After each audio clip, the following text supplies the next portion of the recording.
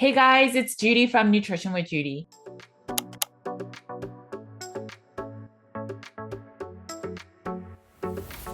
Thanks for joining me today. While you're here, please make sure to like and subscribe.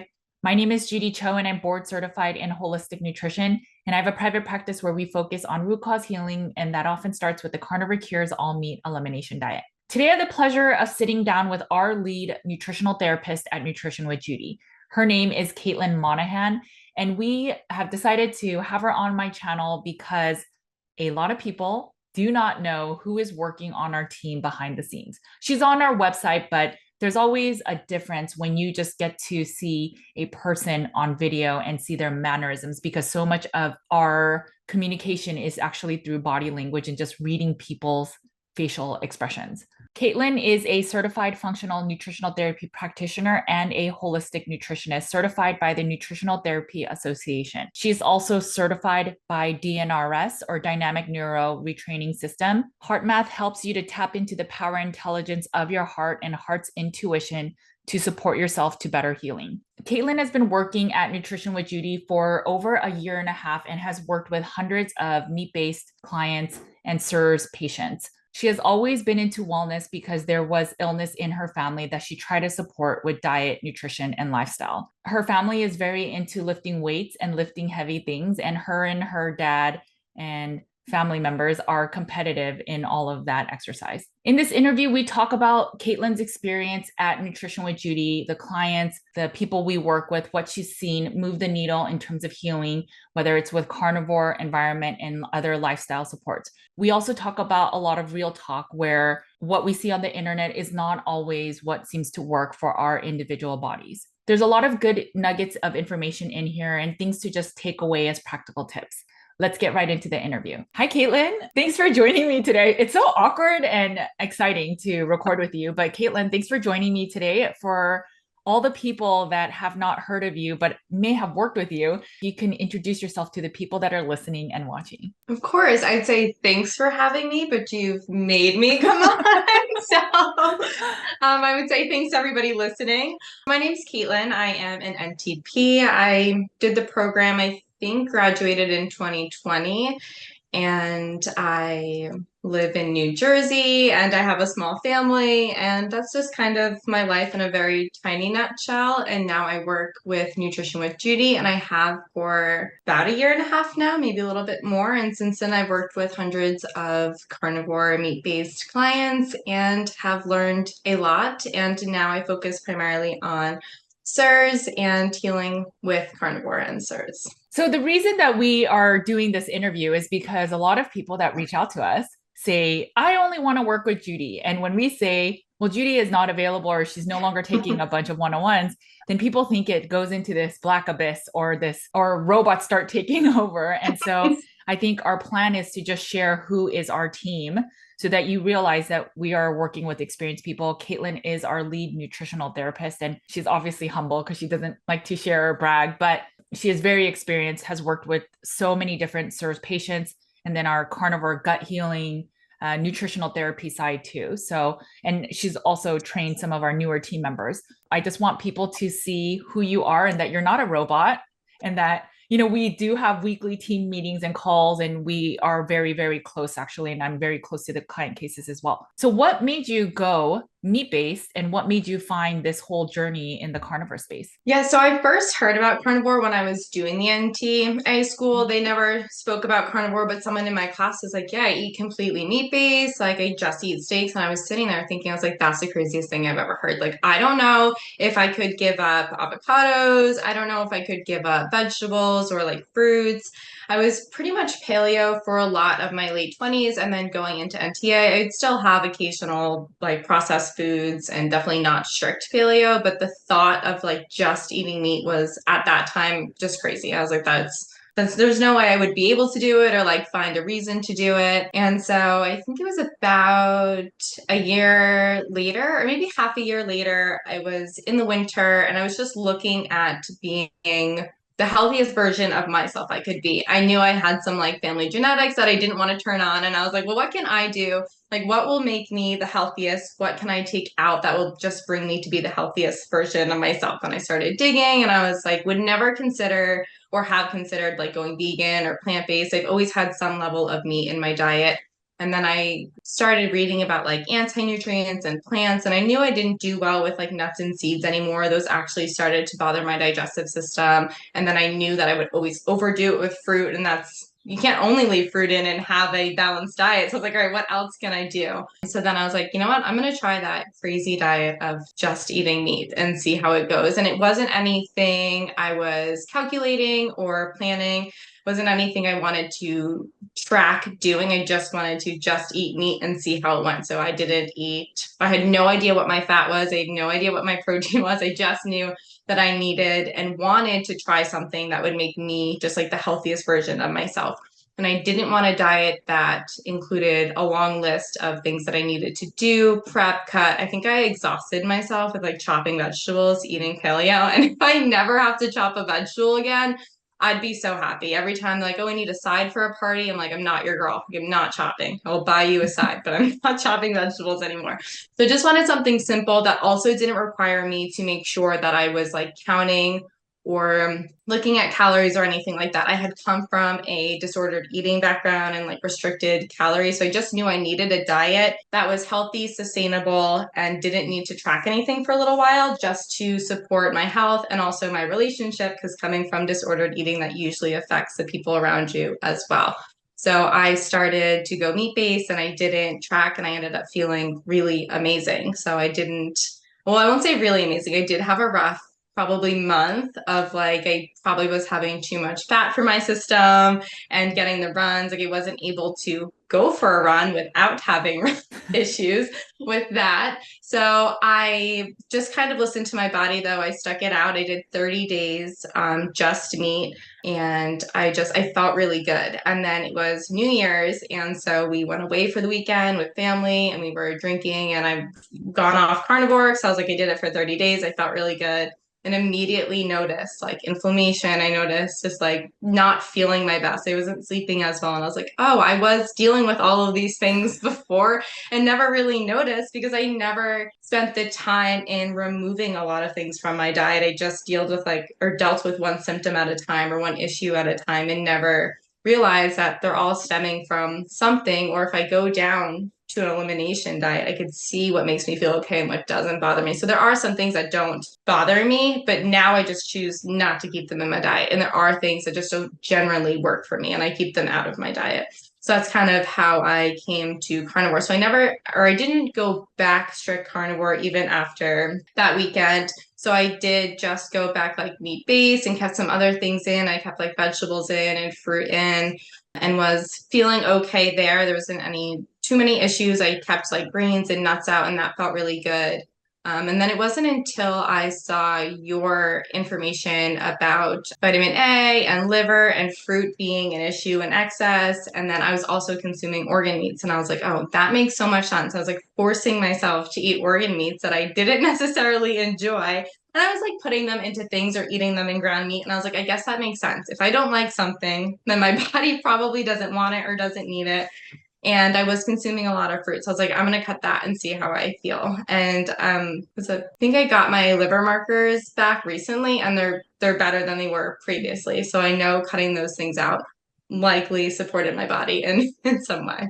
Yeah, and we noticed that even in our clientele, we'll see the ALT and AST imbalance. And our first thought is, are they eating carbs? And if they're not eating carbs, are they having fruits? If it's not fruit, maybe it's alcohol. But yeah, we absolutely see that in our clientele as well. I'm just curious, what made you decide to work with our team? Well, I started following your content, and I think I greatly appreciated your honesty behind things and the science behind things. So my goal with even doing the NTA was to figure out the truth about the body and how it works and how food interacts with it. I had some people in my family get sick, and I knew food couldn't heal everybody completely, but there had to be something that is like preventative, or turning things on and off in the body with food. Or why do some people are better off than others? So I always knew that the correlation between food and something else was there. And it's like we've been lied to for so long about so many different foods that when someone can come out and be like, you know what, I made a mistake about liver, like this isn't actually the most supportive or beneficial in every situation. It's like, well, that's an honest person. Like that's somebody that I value and could follow. and you could trust. So then I started following your newsletter, and then when you were hiring, I was also in the position of looking for a new job or moving on from my job. It was very stressful, and I was working from home at the time and still wanted to be able to do that as well. So it landed in my lap at the time that I really needed a change. I really needed a new job. And I just thought it was like perfect timing. I was like, what a coincidence. And I always wanted to be able to work for something that I also do. So if I, meat-based and I value this diet so much, I want to be able to share that with people. I want people to know that this, does work, and this can work, and this is a lifestyle that I can do and also work for. So I think it's perfect. No, I love it. So if for all this crap I got online for sharing about liver toxicity and vitamin A and copper toxicity, if it brought you to us or we met, I guess it was makes all it the all pain worth worth it.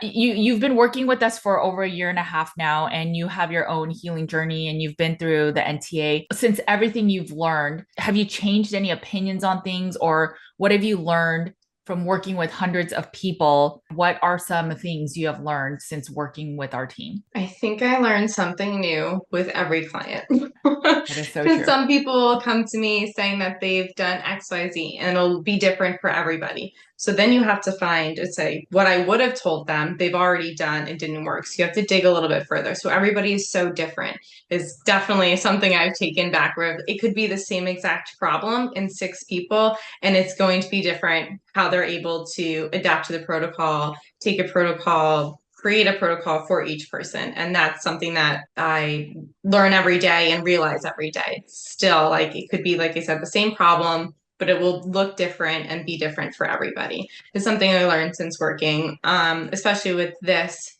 type of clientele. And then I think something I've realized over the years in the course of my own personal diets is that there's never just one thing. It's like I started, at first I thought it was just calories. It's just a calorie thing that matters. And then I was like, okay, it's just whether it's processed or not processed, or paleo or not paleo. And then you learn, like, okay, even things that are considered paleo might not even be ideal. It's like, how is it processed? How is it made? And then how am I using it and turning it into something else? So you can make pancakes paleo, or you can make muffins paleo, but it doesn't make it okay or ideal for everybody, but it might be okay for everybody. So that's where everything is so wildly different with every single person. So I think I learned something with every case, with every person. And then I also realized that people just need to be listened to. So a lot of the reports will come to us saying that, they've seen 20 people, 15 people, 10 people, even 5 is a lot. They're in their 20s and they've seen 5 people already and they've had the same problem ever since. A lot of people need to be listened to, and they also need to be held accountable. So when we have continuation sessions, it's like, that's where I see the most change. It's like people need that support. Sometimes they need tough love. Sometimes they just need to be listened to. And if they can't go all the way carnivore, it's like, we can still meet you where you are. And that's not the only driving thing. It's like, you didn't not eat enough ribeye this week to not feel good. Like, there's usually something else going on, whether it be something emotional they need to work for, whether it's environment, which is something that we're coming across more and more, that we're learning more about. And then if it's just they need a different approach. Yeah, I think that's so good. I mean, I know I'm so biased because you work on part of our team, but it's just like, I love your answers, right? But it's so true. I know, not biased at all, but it is so true.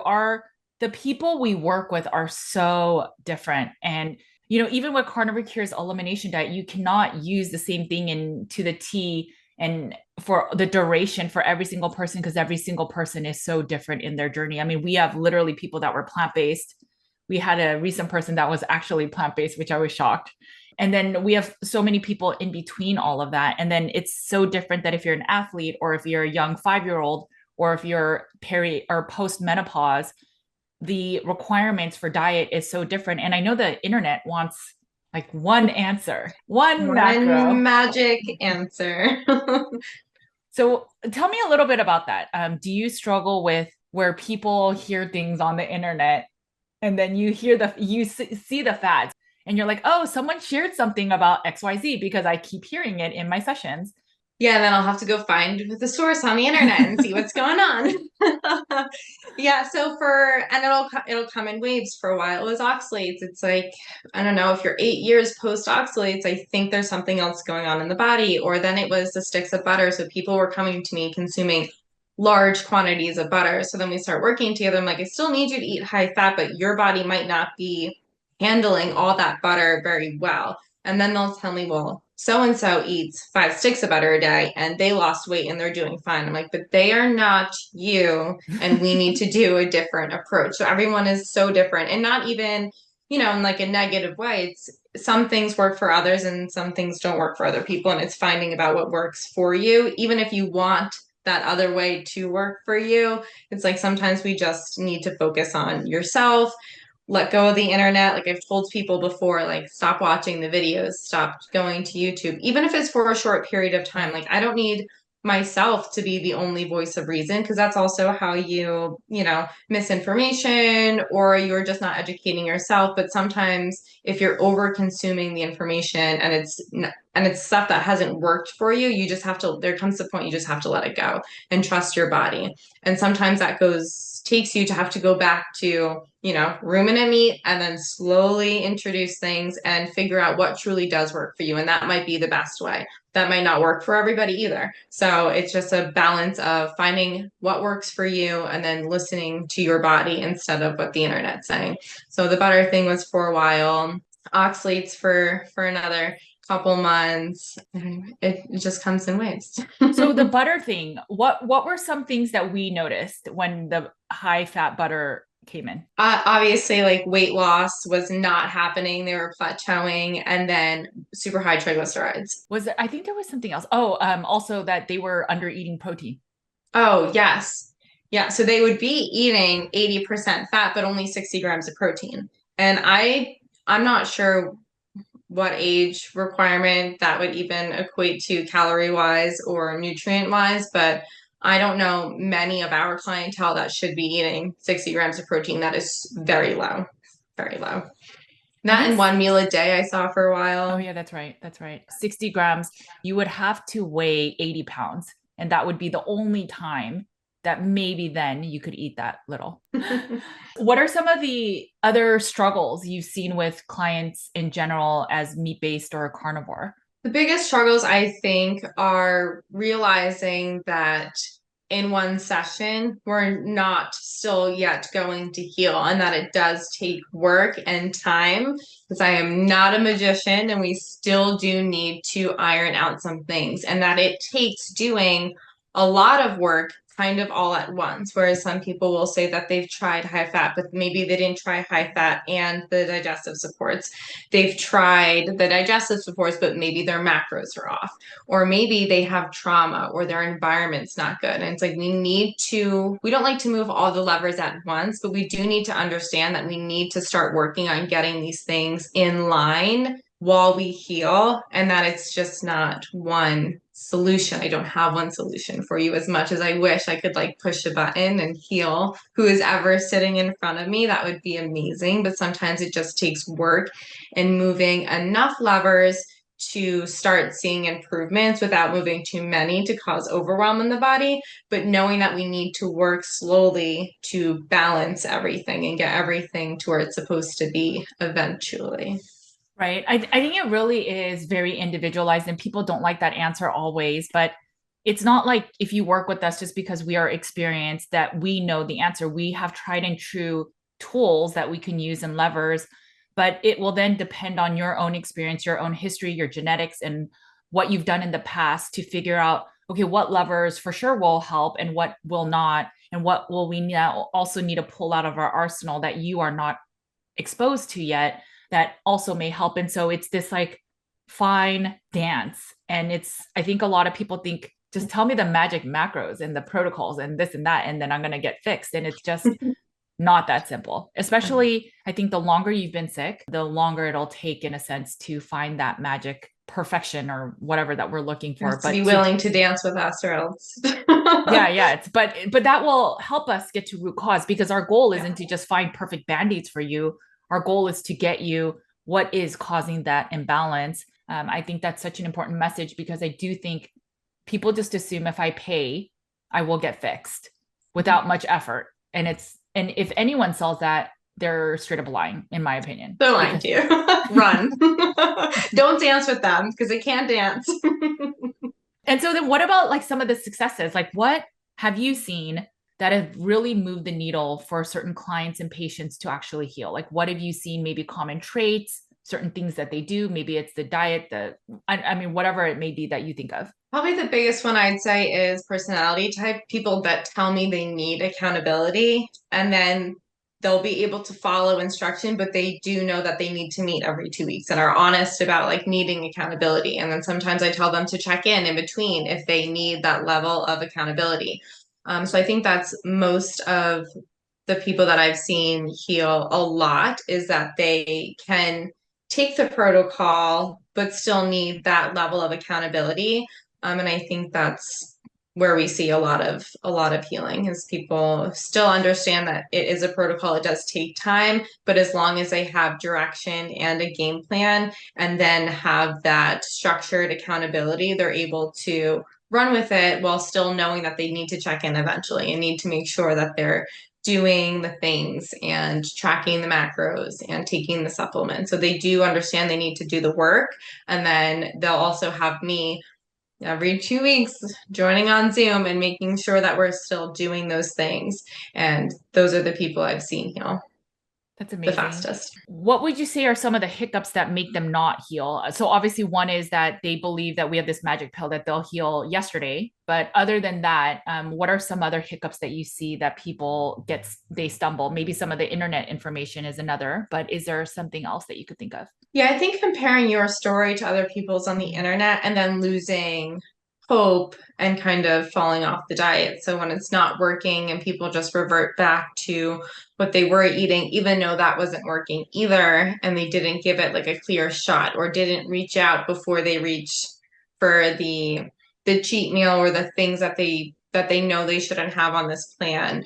So I think that's when we start to see like a dip in improvement that or any kind of unhandled like trauma or emotional work is always hard too because people are struggling, especially after COVID. Still, I feel people are struggling. And if they don't address that, it's a little bit challenging as well. And not from me, but from them. They have kind of unhandled things going on in their mind, and your body is always picking up on that. Unfortunately, your body is listening to you. So it does know when you're struggling. And then there's only so much I can do with diet to help with the mind. But if we don't get that support as well, it just makes healing a little bit hard.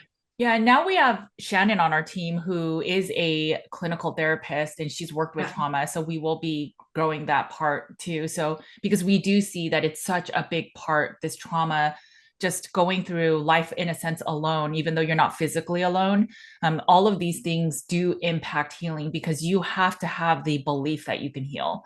And while some people have it, you're right. I mean, I don't work with as many one-on-ones now. I still do. But when I was having 4 to 5 clients every single day, you're right. Like I think about it and there was so much of this, but you're not so-and-so. That person's story looks like XYZ, but your story, and it was a lot more of a therapy session of here's why you shouldn't believe the internet. And it was a lot more of that. And I used to get so frustrated at some of the influencers for those reasons that it's so easy to compare at a certain point. Well, they've been doing it for a year.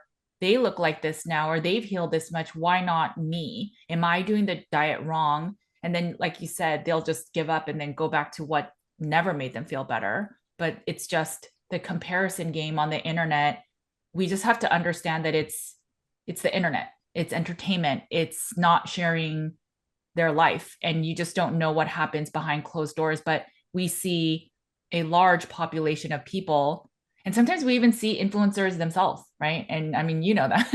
and we can't share their stories, but what they're sharing or portraying outwardly is not always the same. What have you seen lately with, obviously we've been talking about CIRS a lot more on our channel, and we have a lot more people that are CIRS, and that's how we got that plant-based person too. What are your thoughts about the diet, carnivore, and CIRS and the relationship with that? Yeah, so for me, the diet had always made sense, even if there was some other lying issue. Like I said, I had people in my family were sick and they had cancer. So I knew I couldn't cure their cancer with diet, but I was like, we can at least make things better, easier.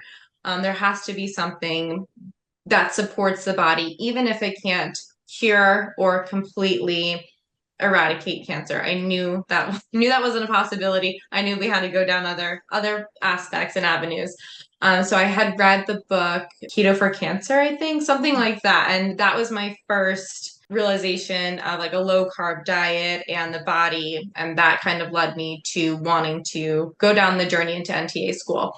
Long story short, that is also how I view CIRS. So it's like taking out the noise in the body that we don't need to contribute to. So it's like it's almost like when we clean our room, it gets a little bit better. It doesn't mean that I'm going to have a beautifully clean room tomorrow, that nothing's going to happen, but I'm taking out some of the noise. I'm limiting inflammation. And we know with chronic inflammatory response syndrome, your body has unhinged inflammation. So if we take out the inflammation we are contributing to, then our body is going to be able to work a little bit better. Not saying you're going to be able to cure CIRS, but if you are managing the inflammation that you contribute to directly, then you will be feeling a little bit better. You'll be quieting the noise in the body so the body can focus on other things, which would be to heal what it's currently dealing with.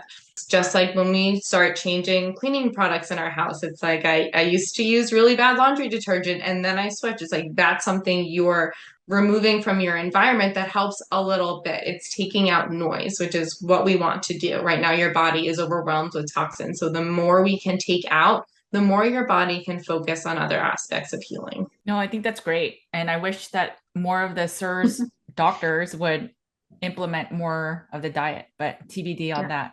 As more time will pass, we'll just keep working on it. Yeah, no, exactly. Exactly. And then in terms of successes, so if someone was carnivore curious or if someone's been carnivore and it's not fully working enough, what tips would you recommend from a diet perspective alone? That's hard. I feel we get this a lot, but everyone's doing something a I little bit know. different. So no one's just coming to me because they're doing X and it's not working. So it's always a little bit different. But I would say be honest with yourself. Like, did you give it an honest go? Like, did you truly track your macros, eat within the ideal time frame, break apart your meals, see if that worked? If it didn't work, did you go back to 2 meals? So it's a lot of troubleshooting, and you have to be honest with yourself and give it enough time. Did you try some of the gut supports? Do you need to try some of the gut supports? Have you balanced out your electrolytes? Like, have you tried gentle movement? Are you overworking out? So asking yourself, like, what am I doing in my day that could be affecting myself outside of diet is still important. Did I focus on mental health today? Do I need to work on that? Am I getting enough sleep? Am I getting 2 hours of sleep and thinking that a ribeye is going to make me feel good? Because it's not. It's the very little things. And then if I did all those things, if I've revamped the macros, if I've reached out for help, you should probably then look into your environment. Make sure that you're in a clean space. Make sure that you don't have any genetic susceptibilities to something like chronic inflammatory response syndrome. If you've checked for that or checked your hormones, we just want to make sure everything is in line. But I would say if it's the diet and you're honest with yourself, ask yourself all the questions, have done it in a healthy way, then you might want to look into your environment. Yeah. And there's a lot of things with the environment. It's not always just CIRS. I mean, that's a big one, but a lot of things can fall into CIRS too. So, like a vaccine injury, for example, can fall into CIRS, or Lyme can fall into CIRS in the end, even though they're all different things. But maybe you have heavy metals, maybe your water isn't clean enough, or maybe you're, like you said, you're over exercising or you're over fasting. Or another one we see is OMAD and under eating. Like these are all big things that your diet may be perfect itself, but the lifestyles around the diet are not supportive of the way you're eating. Or some people suffer from H. pylori, and that causes them to not be able to take digestive enzymes, or not digestive enzymes, but stomach acid supports. And then they just feel unwell and their gut is always leaky or just not doing well. Let's talk a little bit about OMAD. So I'm curious, like, what makes you not a fan of OMAD or 1 meal a day? Yeah, I've never tried OMAD Oh, okay. Okay. ever. I guess I like food too much. So for me, like 1 meal a day, I'd be like, it's a little upsetting. So I've always, and I also work out. So I think finding the right time then to eat would be hard for me. So it's like, do I work out before my workout or after my workout? Or am I going to get hungry if I eat before my workout? So for me, it never really fit into my schedule or my day with working out. So I never even really considered it. So what I do find is that when people eat one meal a day, they are bloated, they have stomach issues, they have like nutrient deficiencies, and they're not breaking down their food enough. And then you're bloated because you're eating so much food at one time. It's like your body requires a lot of nutrients it's got a lot of things to do. So you have to fuel it appropriately. And if you're eating enough to fuel yourself, that's probably too much at one time for most people. A lot of men don't feel as bad with OMAD, but I still don't recommend it. If most of the world is depleted of hydrochloric acid or stomach acid to then even break down and then absorb the nutrients, you give yourself one time to absorb all the nutrients. And then if you didn't get your nutrients, then now you're out of luck. You gotta wait till tomorrow. And then on top of that, like you said, if you are eating so much at once, and if your digestive system isn't well or your immune system, it's just such a heavy burden on your body to then clear all the amino acids at once, all that fat. If you're eating 80%, well, there goes your triglycerides are going to skyrocket. And it's just a lot on the system. Whereas if you eat little bits at a time, and not to say eat 5 meals, I mean, that again is very nuanced, but if you eat typically 2 to 3 meals, there's also a lot of research where if you are eating all the protein at once, you don't get the benefits compared to if you're eating protein like 30, 40 grams per meal to make sure that you're in a state that you're growing your muscle instead of breaking down. Whereas if you are just eating 1 meal a day, for sure, you're in more periods of where you're breaking down your muscle. And I also think for a lot of people, they say, I don't know how to control my eating disorder unless I do an OMAD. Well, then that's a Band-Aid, right? So like if you, that's how I started. So I did OMAD and I thought, oh my gosh, I found the secret of binging. So I now can binge, but I don't have to eat for a long period and it's okay because I don't gain weight. And I realized that whole mentality was the purging side was just not eating. And so when I try to split into 2 meals, my first meal would be like a binge, but then I would try to eat a second meal and I would eat very small because but I would get a lot of anxiety of, oh no, am I going to eat that same amount? And it was a lot of trial and error, but eventually I got there. But I think if you can only control yourself with your eating habits with 1 meal a day and you're scared otherwise, I think it's a Band-Aid for disordered eating. If you cannot say, okay, I'll eat 2 separate meals, and that then causes disordered eating or anxiety, then there just needs to be more work done to support that. Yeah. You definitely see a lot of older women also eating 1 meal a day. Really? The appetite suppression or just weight stalls will usually cause people to try fasting, and then sometimes that leads to 1 meal a day. And I think over the age of 40, you need to eat. That's when you need to start eating protein more frequently because that's when your muscles aren't able to synthesize as much protein at 1 meal at a time. Like my biggest recommendation is as soon as I see that age over 40, I'm like, you need to eat 2 to 3 times a day or else you are losing muscle. No one wants to lose muscle in my humble opinion. I don't want to lose muscle. No, and that's what Dr. Donald Layman, who's a amino acid protein synthesis expert, like world renowned expert, and he always says it is a mistake to eat just 1 meal a day, especially if you're over 35, 40. Yes, as we eat meat, it's more supportive than eating plant-based proteins, but then you have to also add in exercise to support that. So it all makes sense. I think part of the issue, since we're just being wholly candid here, is that there was a group of people that were doing this, eat a lot at once, and then you fast a lot at once. And so people thought that is normal to do, but it depends on your age group. So I think when you're in your 20s, I think you could kind of get away with that. You can get away with a lot in your 20s. Right. And then as you get older, you can't. And you're going to risk. Like my mom, we went to Costa Rica last year and she fell and she's 71. And I never thought more because she eats a lot of meat, but she fell and she fell hard. And so I wonder how many people would have broken their hip because she fell on her hip and there was nothing wrong. I mean, she didn't even really get a bruise. So thank God. But how many people would have fallen that way and broken their hip and never walked again? And I just think, thank God she eats mostly meat. Definitely. Vacationing with you sounds dangerous. Hey, you're the one that does all the outdoor stuff. And I'm just like, I would I not. know, I I'm would need a surprised vacation from you're your out trip. there. I know. No, we were just climbing stairs and coming back downstairs to look at a waterfall, but Oh. she fell. So, Yeah, that is definitely a mistake that we see quite often is not eating enough protein. how many people would you say that you meet that say, "Oh no, I eat sufficiently"? I know that you guys all think that everyone eats under, but how Most. many people?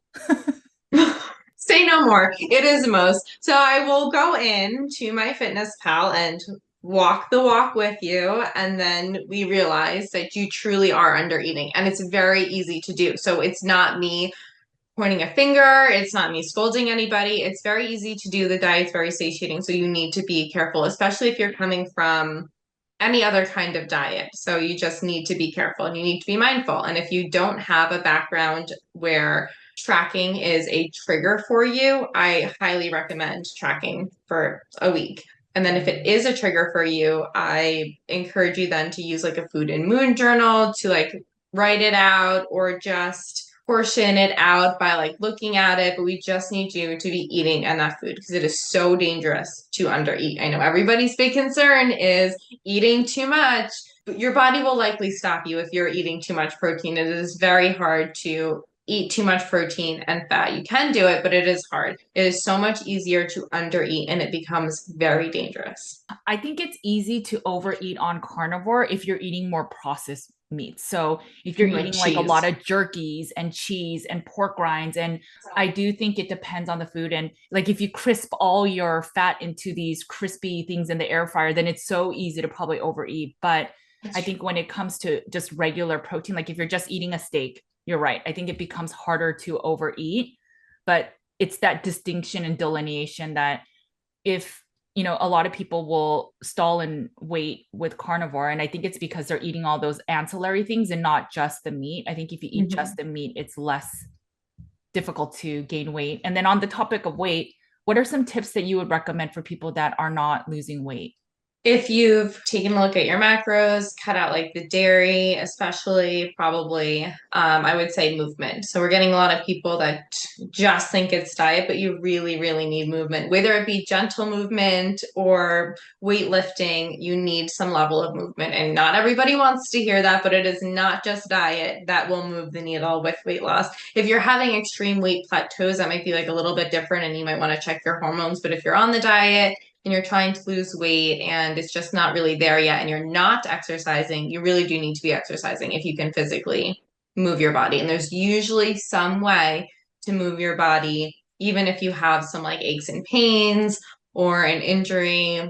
There's usually some way. Yeah, when I was doing the 75 hard challenge, all I did mostly was walk. I know that's the only time I could really talk about me exercising a lot, but I I I'm go to just the laughing because I knew when you were walking. I know. So twice a day for 45 minutes each time. And not every day did I walk 90 minutes, but most days I walked at least 45. And I did not really change my diet. It was after 75 days, which is what? A little bit more than a little less than 3 months, a little bit more than 2 months. I noticed that I got leaner. And it was literally, I wasn't fast walking. Kevin walked with me one time. He walked so fast. And I said, this is the worst walk ever. This is not how I walk. You were on my 75 hard. And I told him, I am never walking with you again because he walks so fast. And so I know that I don't walk fast for that reason alone. And so, but I still felt so much leaner and I felt healthier. So I think it's even if you were to just walk after your meals, I think it makes a big difference. Even though walking doesn't seem like a big deal, at least for me in that short period, it made a big difference. Yeah, I think walking's great, even if you can't get outside and like stretching, any kind of retracting of the muscle, even if it's in a stretch or holding a plank, like even if you're not at a weight lifting that's not in your realm, you don't want to do it, just your body weight will be enough. Any kind of resistance against your muscles is still a step in the right direction. Yeah, yesterday. So it's been like 2 months since I've done 75 hard and I have not been walking that much, I must admit. But yesterday we went outside and I was pulling weeds and I did that only for 35 minutes. And so I was, going down, doing like a squat, essentially pulling up the weed and throwing it in the trash. Did that for 35 minutes. And I am sore today. And I realized, and that was just body weight squats, right? That's so funny. And I will I am say, I think so yard work's the unhealthy. hardest. When I'm sorry. I think yard work's the hardest Oh, workout. okay. No, it's good. Not that I do much of it, but from what I look at Matt doing, it looks hard. No, I still think lifting weights is harder, but yeah, I definitely am sore today. So it's just funny. I was like, I just pulled weeds. How can I be sore from that?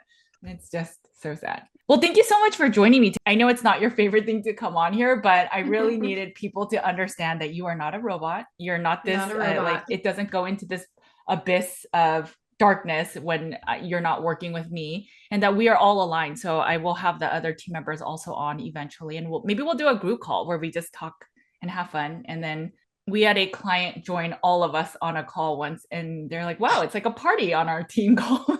And we laugh a lot. And it's just nice. It's just nice to know that we're not alone and amongst all the internet crazy stuff. But I know. If only we were closer, but then I feel like we would really not get much done. We would just be laughing a lot. so true. I know. I And really needed. you would have to walk a lot more if I was close because I would make you walk with me. It would depend on how fast you walk, though. If you walk I'm a super fast fast, walker. okay, you would have to walk like heaven because I literally hated that walk and I complained the whole time.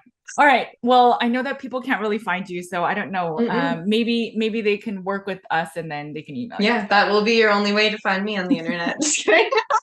Now I know someone's gonna find me. I know. I'm sure they'll find you. But you know what? I think that was one thing that I loved about all of our team was that you are all not big on the internet, because I think it does skew our opinions, our motives, our narrative. And I just wanted people that were clinicians that wanted to help people get better. And I know you message me often where you read a case and then you're about to meet them and you get teary-eyed because the case, it's so sad. You can hear somebody's heaviness just by what they write, right? And then we can also see how much they underreport when they're like, oh, they're just dealing with a little bit of allergies, but they want to work with us, and it's like we can tell at this point. So I just think the work you do is so invaluable. It's why I can do this YouTube stuff, because you're doing a lot of the one-on-ones behind the scenes and just supporting us in so many ways. So, I'll keep you on YouTube. I'll stay behind the scenes. If you guys want me, you know where to find me. I will be there. So funny. Well, thank you. I appreciate everything.